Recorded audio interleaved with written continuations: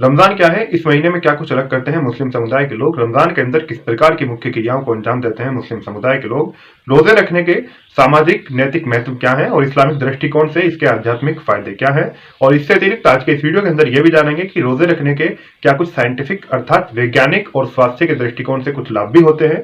रमजान के अंदर किस प्रकार से मुस्लिम समुदाय के लोग रोजे रखते हैं, क्या सभी के ऊपर रोजे रखना फर्ज होता है, जानेंगे आज के इस वीडियो के अंदर। अगर आपने अभी तक हमारा चैनल जागरूकता सब्सक्राइब नहीं किया है तो सब्सक्राइब जरूर कर लें, क्योंकि हम देते हैं आपको आपके आसपास चल रही प्रमुख घटनाओं और प्रमुख मुद्दों की सटीक जानकारी। तो बात कर लेते हैं रोजे के बारे में, यानी कि रमजान के बारे में।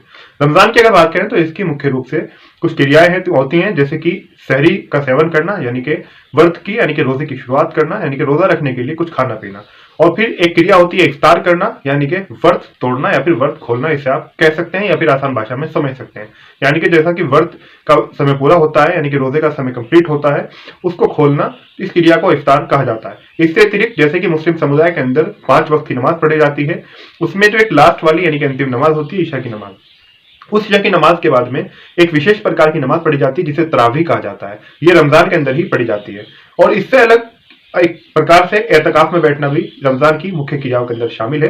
तो सहरी, इफ्तार, एतकाफ में बैठना और इससे अतिरिक्त अन्य प्रकार की कई क्रियाएं भी होती है, लेकिन जो मुख्य क्रियाएं हैं वो यही है कि सहरी, इफ्तार, तरावी और एतकाफ। इससे अतिरिक्त अगर जाने की क्या मुसलमान जो भी है उस सभी के लिए रोजा रखना फर्ज है, तो ऐसा नहीं है। जो भी शारीरिक रूप से सक्षम है तो उस हर मुसलमान के लिए रोजे रखना फर्ज है। रोजों की अगर बात करें तो रोजा आत्म संयम, भक्ति और अल्लाह के प्रति समर्पण का प्रतीक है। अब जानते हैं कि रोजे के सामाजिक और नैतिक महत्व क्या है। अगर इसकी बात करें तो रोजे का एक उद्देश्य यह भी है कि गरीबों और जरूरतमंद जो है, जिसको आवश्यकता है, उसकी तकलीफ को समझना, भूख और प्यास का एहसास कर व्यक्ति दूसरों की तकलीफ को महसूस कर सके, यह भी इसका एक उद्देश्य है। संयम और धैर्य को सिखाना, रोजे का उद्देश्य मानव में नैतिक मूल्यों यानी कि मोरल वैल्यूज को जिंदा करना, यानी कि नैतिक मूल्यों को जागृत करना, जैसे कि क्रोध, झूठ, गैर जरूरी काम और बुरे कामों से बचने की तरकीब भी यानी कि रमजान या फिर रोजे हमें सिखाते हैं। रोजे से समानता और भाईचारे का संदेश भी मिलता है, जैसे कि अमीर और गरीब सभी समान रूप से रोजा रखते हैं, जिससे समाज में समानता और एकता की भावना भी मजबूत होती है।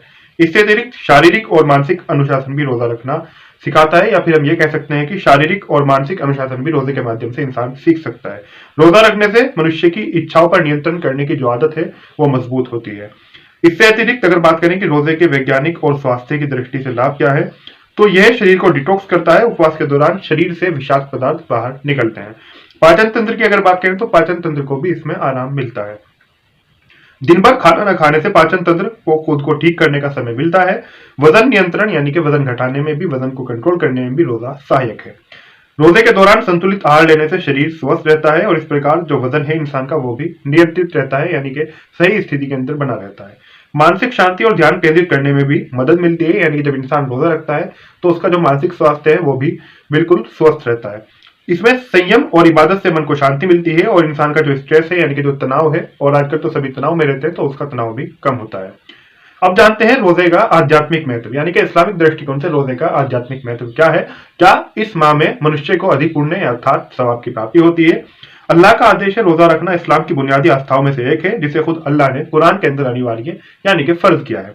गुनाहों की माफी, हदीस के अनुसार रमजान के दौरान जो भी सच्चे दिल से तौबा करता है या फिर सच्चे दिल से रोजा रखता है तो उसके पिछले गुनाह माफ कर दिए जाते हैं।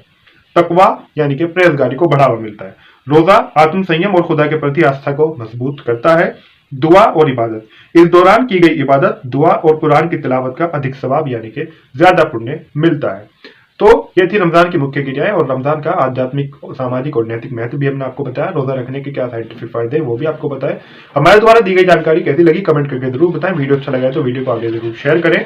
चैनल को अगर सब्सक्राइब नहीं किया है तो सब्सक्राइब जरूर कर लें और उम्मीद है वीडियो को तो आप लाइक कर ही चुके होंगे।